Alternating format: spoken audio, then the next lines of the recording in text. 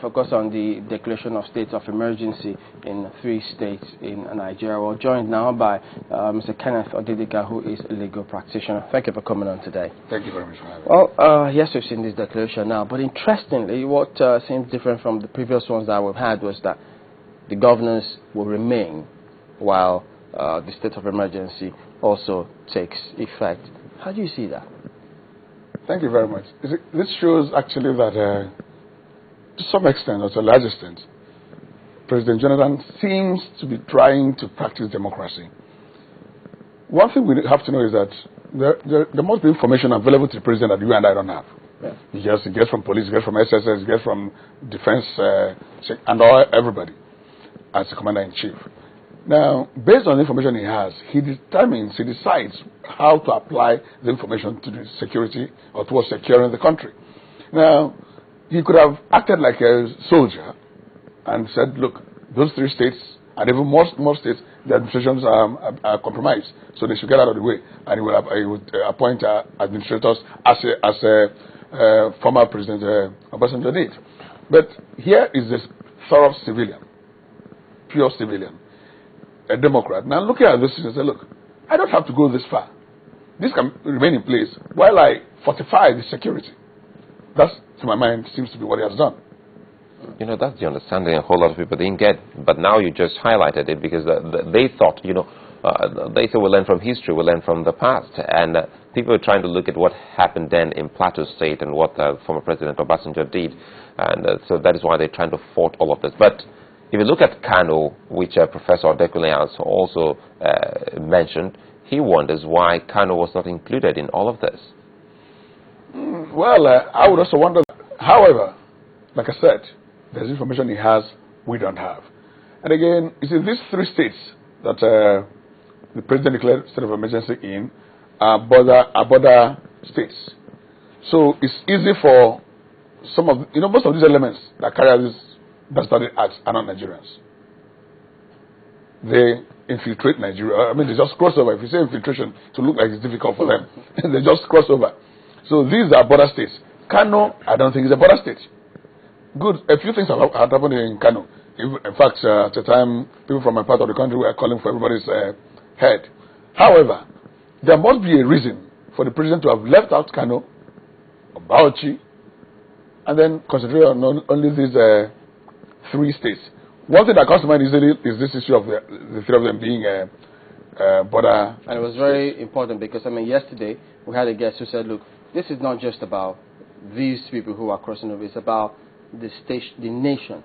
Because if they eventually just, as you say, just cross over to Abuja, because some say surface the air missile can easily go from one of those border states into Abuja. Into the capital. And so they really need to act fast. But does that also, can we take for granted that perhaps, if need be, those other states that people are talking about that should have been included from their perspective and were not, it means that, look, if need be, they will also declare it in that same states, in those states. Yeah, I want to believe that. You see, President Jonatha has shown, he had been accused of being weak, not being proactive, or even being active at all. By virtue of what he did yesterday, it is obvious now to those who thought he couldn't act that this man could actually act, that he could bite. Because if what had happened in Kano continues, chances are that he will take the same action, and maybe a more drastic one. Because he didn't remove the governors this time, remember? He didn't touch the administrations, political administrations. He left them alone. He only went to what they call it, security. There might be a situation where you say, look, in this particular state, I'm declaring a state of emergency, and he will go further to even change or rather to suspend the political administration but would that be legally correct? Because we've heard lawyers at the moment say, well, this decision is the way to go because there's nowhere in the law that gives powers to suspend a democratically elected government. The provision, section 305, I think, it talks about declaring a state of emergency. It doesn't give you the details of what he will do. The details of how to secure that area or to secure the nation are not given. So the president is within his rights to decide the limit, the extent to which he will go towards securing that state, the area, or the nation. If it includes removing, because the job is to secure, they didn't tell him how to secure it.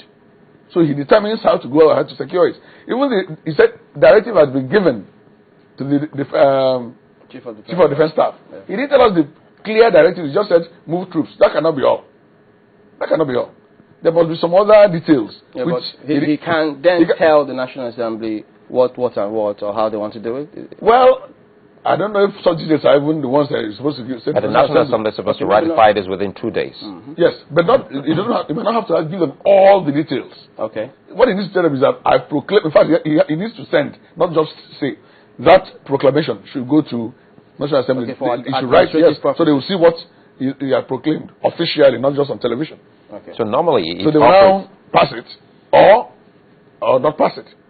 So it should stay in force normally by the Constitution 305. Now I'm talking about the period of the emergency rule for 6 months. Yes, that's if it's approved. If by the National Assembly for 6 months. But they can also extend it.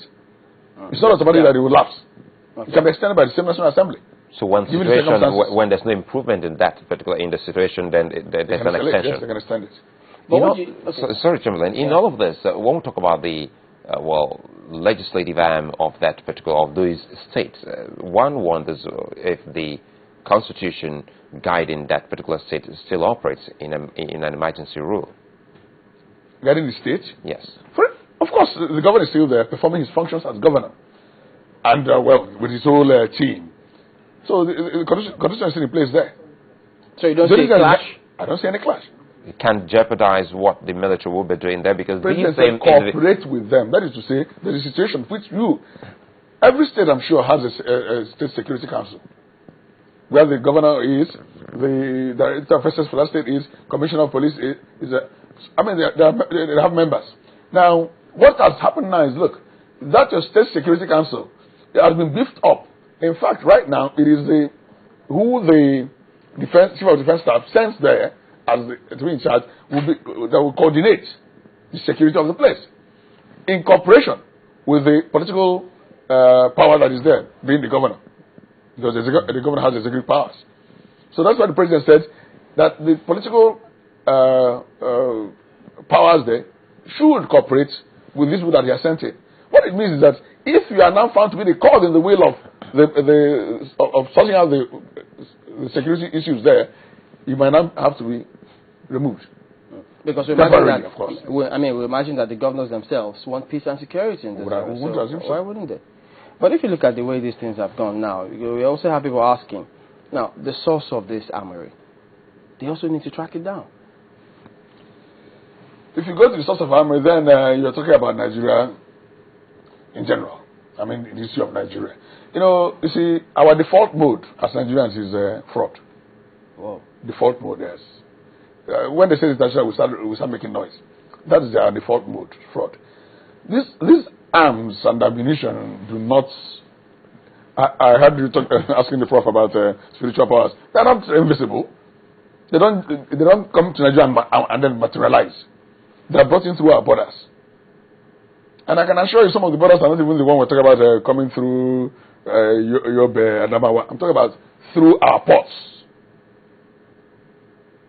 And we have customs people there. I mean, you have a point because we just saw the Iranian who's been sentenced. And you sentenced him to a few days. You're a lawyer. Is that not the way the justice system is? You see, these are our National Assembly people should concentrate more on things that concern Nigerians than the few extra naira they put in their pockets. Some of these laws are so archaic that they have no business even existing in our statute books. How can that man was sentenced to 5 years? 5 years? Ridiculous. Retrospectively? And somebody steals their phone, he goes for 45 years. Somebody steals the telephone set and goes for 45 years. Yeah, but what if the and somebody brings in arms? Yeah, but what about the bar? Can't they stand up and say, listen, these are some of the laws that we think should change? We have our current president is doing NBA president is trying, but I think we need a high level of dynamism. We need a high level of activism in the Nigerian Bar Association. Right now, like I said, the current man is trying. Wale SN, but we need maybe he needs to increase the tempo of his activity.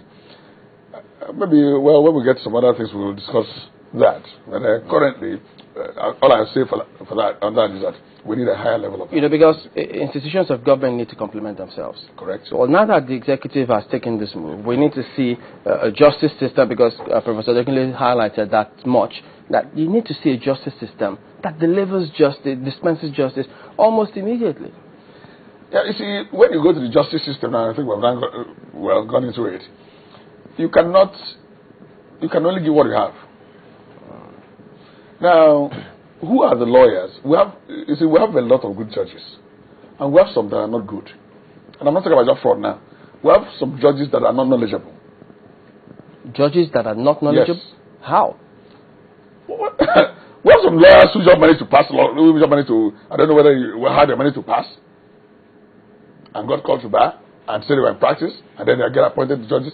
Or some people who were relatively okay as lawyers, but who get appointed to become judges. So it's only what the selection process is fraud. Of course, it is. It's the knowledge you have that you can espouse. It's not because if you can come out and say, I'm an expert, that does not make you an expert. It's the knowledge you have that makes you an expert. So we have judges who are not knowledgeable. We have some who are fraudulent, who are exceptionally and exceedingly corrupt. We have some who pander to. I'll give you an example.